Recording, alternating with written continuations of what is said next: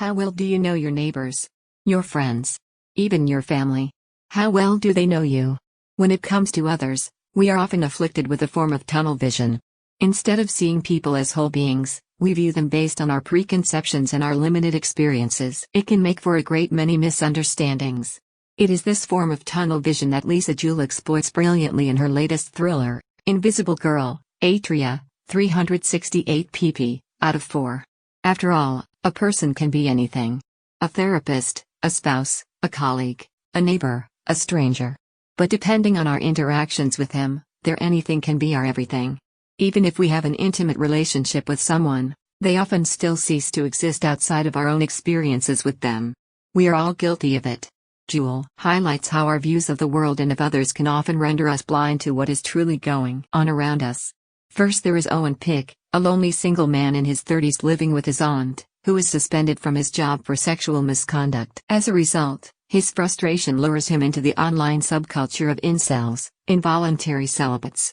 Across the street there is Kate Forrest and her family. Kate is a part-time physiotherapist with 2 teens, Georgia, 15 and Josh, 14.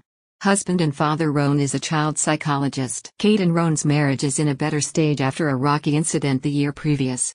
Finally, there is Sapphire Maddox, 17, who lives nearby. A troubled young woman, Sapphire is a former patient of Roan's. And while she no longer sees him for therapy, she has not ended her relationship with him.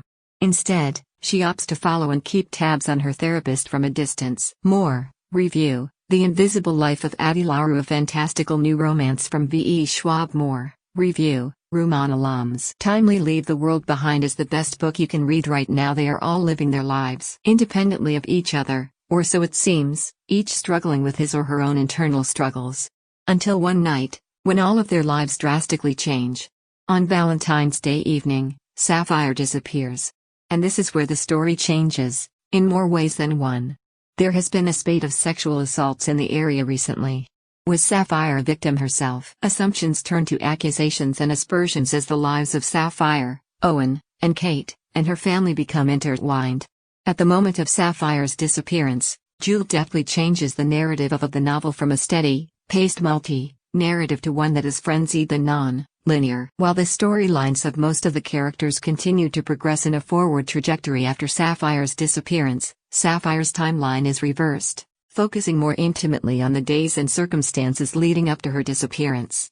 The pace of the story picks up dramatically, pushing the reader back and forth in a crescendo of dueling dialogues that eventually meet on that fateful Valentine's night. Along the way, the characters begin to question their assumptions, not just of themselves, but their neighbors, spouses, children, and seeing them in a different light. The novel ends with a surprising twist that, depending on one's perceptions, will leave the reader either delighted or disappointed, but definitely not indifferent.